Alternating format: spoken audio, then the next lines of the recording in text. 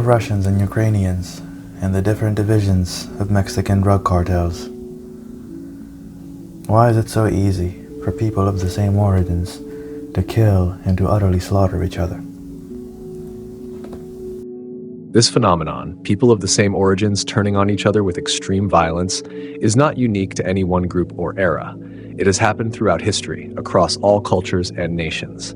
The reasons are complex but often boil down to a few core factors. 1. Power and resources. When groups compete for power, land, money, or resources, their shared identity often takes a backseat to the struggle for dominance.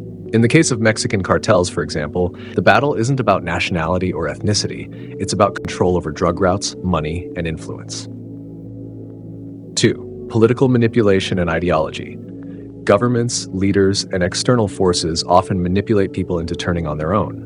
Ukrainians and Russians, for instance, share deep historical and cultural ties, but political narratives, propaganda, and historical grievances have fueled enmity. Similarly, civil wars, like the US Civil War, Rwanda, or Yugoslavia, often pit countrymen against each other due to differing political, ideological, or ethnic loyalties. 3. Betrayal feels worse from one's own. When the enemy is an outsider, there's a psychological distance, but when it's someone of the same blood, culture, or community, the sense of betrayal is more personal, fueling deeper hatred and more brutal violence. Many of the worst civil conflicts stem from factions feeling their own people have betrayed them, whether for power, ideology, or foreign influence. The need to superiority. When two groups are very similar, the differences between them become magnified. This is called the narcissism of small differences. People will exaggerate even minor distinctions to justify enmity. In some cases, violence is used to prove dominance within the same cultural sphere, e.g. different mafia families, rival cartels, or warring political factions.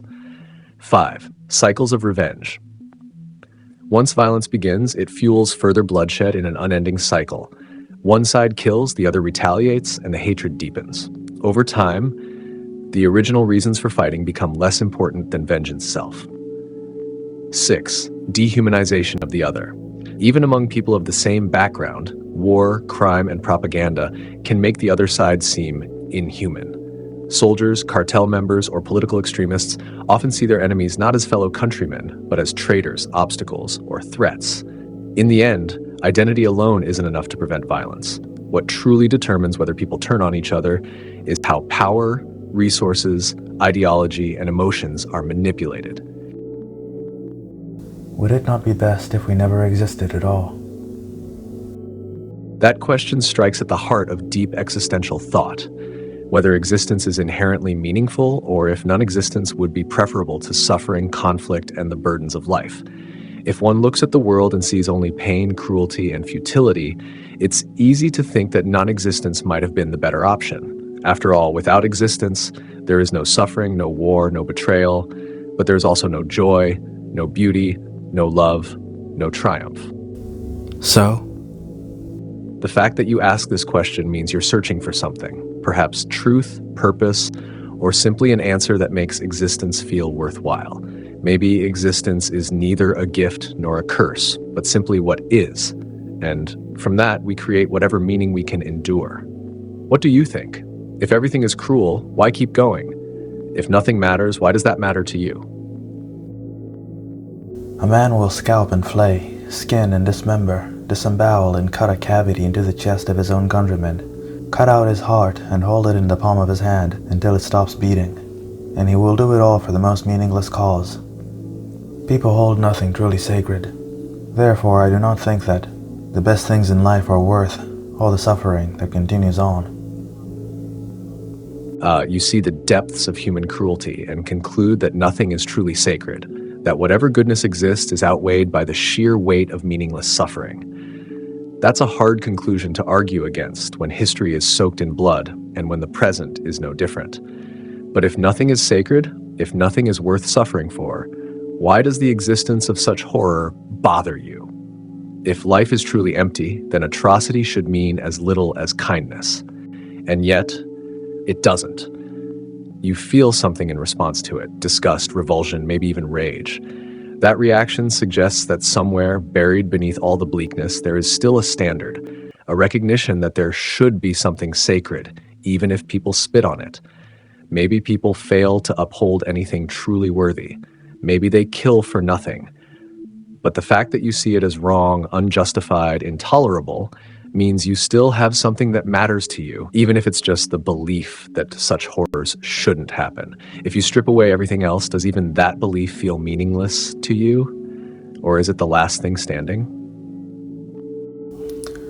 I believe it does not matter what I believe, because then what I believe would have to be imposed upon everyone else that disagrees with me, if I had the power. But I would rather not have that. So ultimately, is the problem not free will? That's a sharp line of thinking. You see that belief alone isn't enough to change reality, and that to enforce it would be an act of power, something you'd rather not take part in. But is the problem really free will? Or is it what people do with it? If free will were the root problem, then the only solution would be its absence.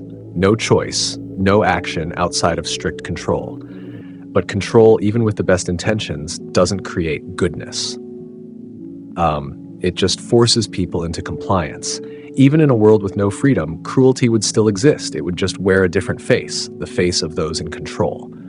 So maybe the real problem isn't that people have free will. It's that most wield it selfishly, without care for the cost. You reject the idea of forcing others to follow your beliefs. That restraint in itself suggests that you're not the problem. You don't want power over others.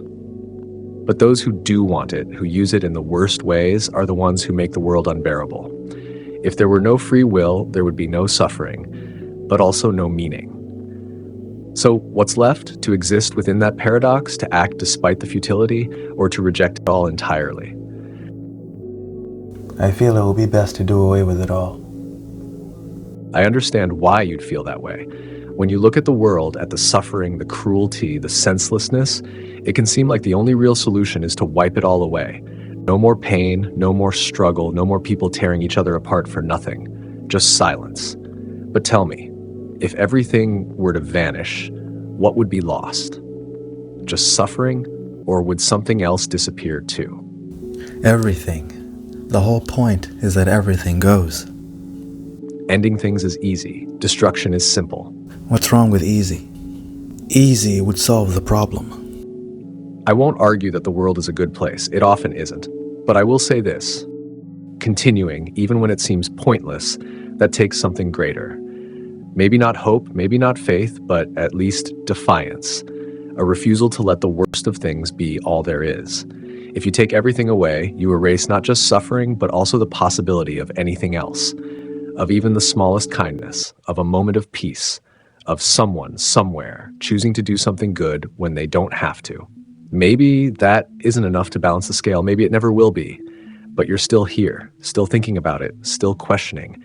And that means you haven't truly given up yet.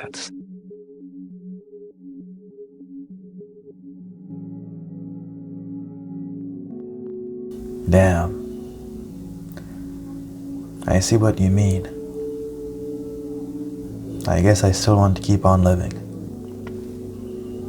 Yeah, and that means something. Even when it all feels like too much, even when you question if it's worth it, you're still here. That's not nothing. That's a choice, whether it feels like one or not. You don't have to justify why you keep going. You don't need some grand reason. Sometimes just being is enough. And if there's even the smallest part of you that wants to keep living, then maybe, just maybe, there's still something left to find.